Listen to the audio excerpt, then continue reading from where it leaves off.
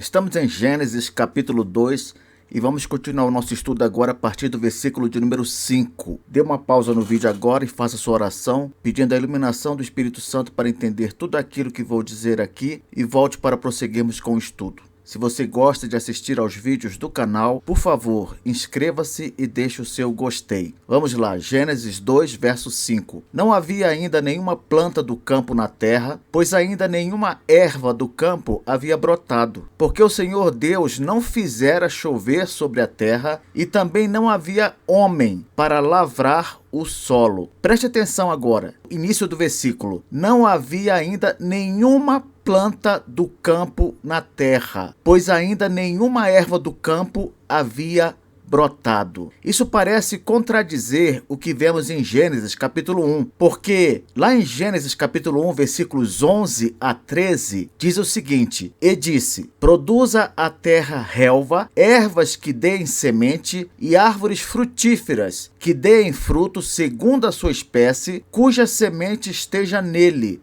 sobre a terra. E assim se fez. Veja que o versículo 11 de Gênesis 1 diz que Deus mandou a terra produzir relva, ervas que deem semente e árvores, e no final do versículo 11 diz assim: e assim se fez. Porém, aqui no versículo 5 do capítulo 2, declara que não havia ainda nenhuma planta do campo na terra, pois ainda nenhuma erva do campo havia brotado. Como entender essa aparente contradição? Da seguinte maneira: Gênesis 1 dá o quadro geral do que aconteceu, e Gênesis 2 detalha como aconteceu, de que maneira aconteceu. Então, quando você lê, por exemplo, em Gênesis 1, versículo 12, o seguinte: a terra, pois, produziu relva, ervas que davam semente segundo a sua espécie, e árvores que davam fruto, cuja semente estava nele,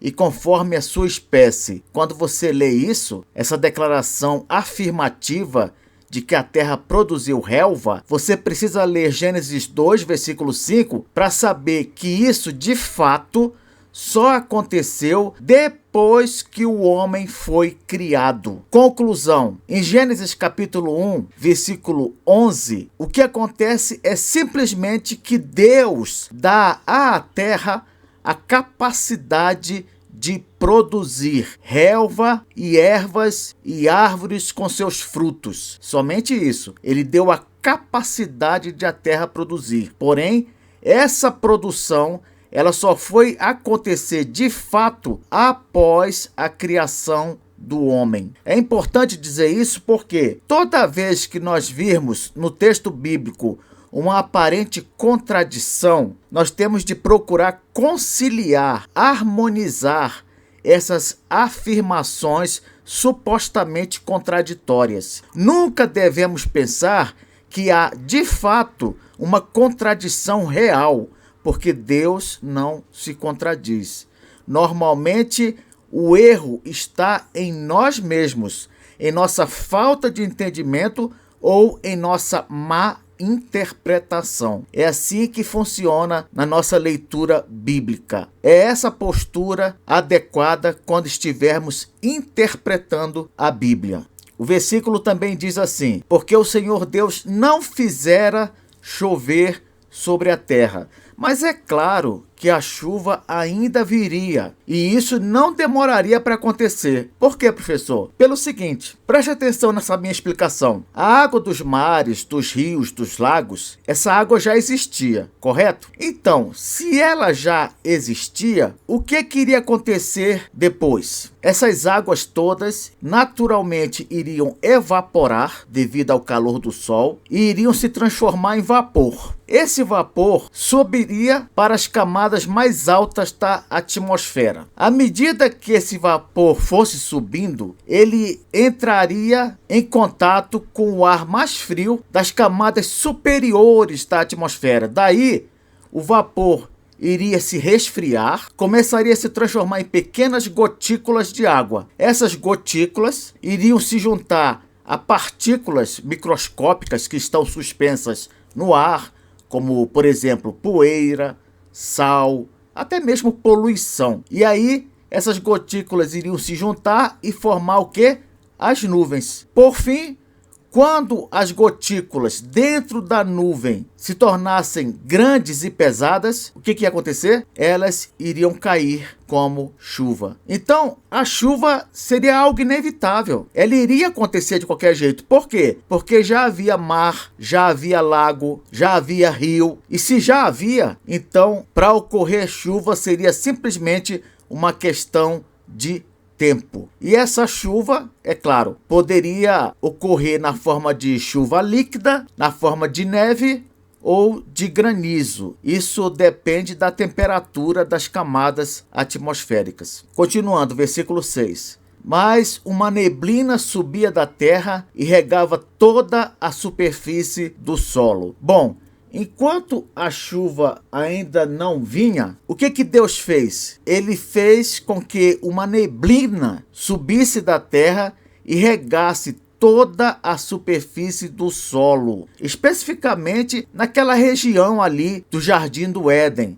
É claro, isso mostra um cuidado especial de Deus para com o lugar onde ele se encontrava com o homem todo dia, no entardecer de cada dia. Isso mostra que, com relação ao lugar de comunhão de Deus com o homem, ele tem um cuidado a mais, um cuidado especial. É possível até que, mesmo com a chuva que iria vir posteriormente, Deus tenha mantido essa neblina sobre a região do Jardim do Éden, regando ali, mostrando que era um local diferenciado. Esse é o nosso entendimento. Aqui uma imagem de como ocorria esse evento aqui da neblina sobre a superfície do jardim, regando suavemente aquela região. O interessante é que esse versículo 6, que diz que uma neblina subia da terra e regava toda a superfície do solo, ele tem algumas traduções diferentes da Almeida Revista Atualizada que são bastante interessantes. Veja só, Almeida Revista Corrigida. Um vapor, porém, subia da terra e regava toda a face da terra. Aqui na Almeida Revista Corrigida, em vez de ser uma neblina, é um vapor. Mas a ideia é a mesma. Seria água em forma de vapor. Na versão católica com cabeçalhos, e fizesse subir da terra a água para regar a superfície do solo. Observe que aqui, na versão católica com cabeçalhos, já não é nem neblina nem vapor. É como se a terra fizesse brotar água e essa água fosse molhando suavemente a superfície do solo. King James Atualizada 1999. Entretanto, fontes de água brotavam da terra e regavam toda a superfície do solo. Então, essa tradução da King James segue a linha da versão católica com cabeçalhos. Da terra brotaria água e essa água seria como que derramada sobre a superfície do solo, regando essa superfície. Outra tradução, nova tradução na linguagem de hoje. Mas da terra saía uma corrente de água que regava o chão, na mesma linha. Por fim, nova versão internacional. Todavia brotava água da terra e irrigava toda a superfície do solo. Então, o que a gente pode concluir disso? Que existem duas possibilidades de tradução. Ou realmente subia uma espécie de neblina que regava o chão, ou então a água brotava do próprio chão e saía molhando suavemente o solo. Neste estudo, nós vamos considerar que o que de fato acontecia era uma neblina ou um vapor que se formava sobre o Jardim do Éden, regando-o suavemente. Eu quero falar um pouco agora sobre esse fenômeno específico. Vamos lá. Se eu estiver certo e estivermos diante de uma neblina ou vapor, isso pode ser comparado com o que acontece hoje em alguns lugares no mundo. Por exemplo, nas florestas tropicais. Lá, a alta umidade e o calor criam como que neblinas matinais que ajudam na irrigação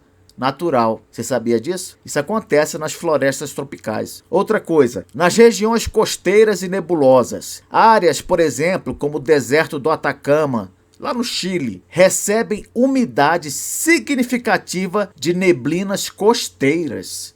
Quem diria, hein? Mesmo com baixa precipitação direta. Temos também ainda o exemplo de sistemas de irrigação artificial baseados em neblina. Você sabia que é possível criar um sistema de irrigação artificial, isto é, um sistema feito pelo próprio ser humano, que é capaz de regar a terra a partir de água extraída de neblina? Hoje, tecnologias como o fog harvesting coletam água diretamente da neblina, mostrando que esse processo é viável para sustentar a vegetação. Professor, fale um pouco mais sobre essa tecnologia do fog harvesting. Vamos lá. Esse processo, também conhecido como fog collection, é uma técnica que consiste no seguinte: captura a água a partir da neblina para uso doméstico e na irrigação agrícola. Como é que é esse processo? Ele é realizado através de grandes painéis de lona. Eu vou mostrar daqui a pouco para vocês. Grandes painéis de lona vertical, chamados de fog fences. Eles fazem com que as gotas da neblina fluam para um canal localizado abaixo da lona. Essa técnica ela é utilizada em regiões montanhosas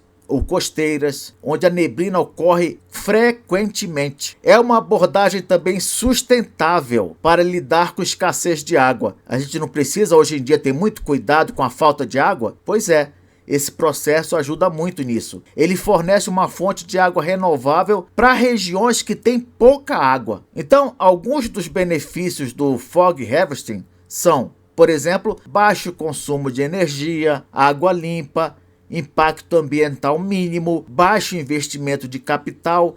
Veja só como é que a Bíblia, até nisso, ela nos traz uma luz. Um versículo desses que parece tão insignificante, ele nos ensina que a neblina pode ser uma fonte útil de extração de água. Como é que pode, hein?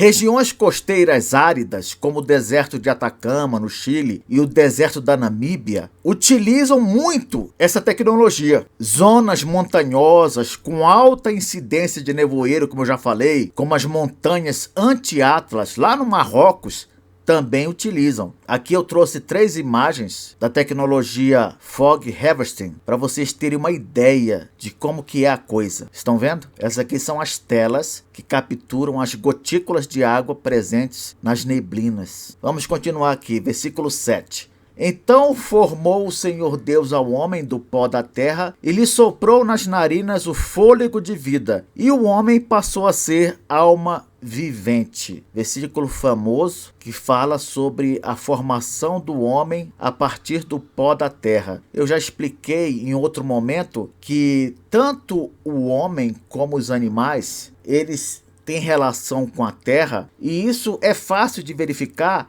a partir dos elementos químicos presentes tanto na terra quanto no homem. A terra tem os elementos químicos básicos para a existência da vida. Por isso, Deus fez o homem e os animais a partir da terra, a partir do solo. Professor, então tanto o homem quanto os animais foram formados do pó da terra? Não foi só o homem, não? Não. Na verdade, o homem e os animais foram formados do pó da terra e ambos receberam também o fôlego da vida, passando a ser almas viventes. Tanto o homem quanto os animais. Às vezes a gente pensa que só o homem foi formado do pó da terra e só ele se tornou alma vivente. Não. A Bíblia diz que tanto o homem quanto o animal foram formados do pó da terra e são almas viventes. Veja só, Gênesis 1, versículos 24, 26 e 30. Disse também Deus: produza a terra. Olha só, a terra vai produzir o quê? Seres viventes conforme a sua espécie, animais domésticos, répteis e animais selváticos. E assim se fez. Então, de onde que vieram os animais domésticos, répteis e animais selváticos? Vieram da terra. Diz o texto: produza a terra, então vieram da terra. Continuando, também disse Deus: façamos o homem à nossa imagem, conforme a nossa semelhança. Tenha ele domínio sobre os peixes do mar, sobre as aves dos céus, sobre os animais domésticos, sobre toda a terra e sobre todos os répteis que rastejam pela terra. Aqui a gente vê Deus falando que vai fazer o homem e que o homem vai ter um diferencial. Ou melhor, pelo menos 2 diferenciais. Eu vou explicar daqui a pouco quais são eles. Versículo 30. E a todos os animais da terra, e a todas as aves dos céus, e a todos os répteis da terra, em que há fôlego de vida. Olha só, aqui no versículo 30 de Gênesis 1, a gente vê que todos os animais da terra têm o quê? Fôlego de vida, assim como o homem. E o que é que significa ter fôlego de vida? Significa que tem, assim como o homem, uma alma ou um espírito. Eu já falei sobre isso quando eu comentei esse versículo lá em Gênesis 1. Se você tiver curiosidade, é só procurar o vídeo correspondente. Vamos continuar aqui. Então, a singularidade do homem está no quê? Primeiro, na descrição do modo como Deus fez o homem vir do pó. No caso dos animais, você viu que Deus simplesmente mandou a terra produzi-los. Não foi isso? Produza a terra. Mas no caso do homem, é dito aqui no capítulo 2, versículo 7, que Deus mesmo formou o homem do pó. O que isso quer dizer? Isso quer transmitir para nós a ideia de que Deus deu uma atenção especial na criação do ser humano. O mais importante, porém, é a gente saber que o homem é a única criatura feita à imagem e semelhança de Deus. É a única. E essa semelhança não diz respeito ao aspecto físico. É óbvio. Por que, professor, é óbvio? Pelo seguinte, porque tanto o homem quanto os animais são semelhantes no aspecto físico. Ambos vieram da terra. Então não é nisso que o ser humano é semelhante a Deus, porque apenas do homem é dito que ele é feito à imagem e semelhança. Não diz na Bíblia que o animal é feito à imagem e semelhança de Deus, só o homem. Logo, essa semelhança não tem nada a ver com o aspecto físico, como creem, por exemplo, os mormons. Além disso, é só lembrar que Deus, ele não tem corpo físico. Deus é espírito. Inclusive, lá no Evangelho de João, capítulo 4, Jesus diz: Deus é espírito e importa que seus adoradores o adorem em espírito e em verdade. Então, o homem, ele é singular, primeiro porque ele foi formado pelo próprio Deus de uma forma especial. Deus mesmo diz que formou o homem. Ele não mandou terra, produza o homem. Não, Deus fez questão de formar o ser humano do pó da terra. Segundo lugar, o ser humano é o único feito à imagem e semelhança de Deus, e isso se reflete no domínio que Deus deu a ele sobre toda a criação. Quando Deus diz tenha domínio sobre todos os animais, sobre tudo que existe, nós vemos aí uma demonstração da semelhança de Deus com o homem. Eles são semelhantes em termos de domínio sobre a criação. Fora isso, podemos deduzir também que o ser humano é semelhante a Deus em termos de inteligência racional, porque nenhuma outra criatura tem uma inteligência racional como o ser humano. Logo, ele com certeza puxou isso de quem? De Deus. Por fim, o ser humano, à semelhança de Deus, é um ser moral. O que quer dizer isso, professor? É um ser que consegue discernir entre o que é certo e errado no aspecto moral. Nenhuma outra criatura é capaz de fazer isso. Na próxima aula, vamos falar sobre o Jardim do Éden, onde ele esteve e onde ele está.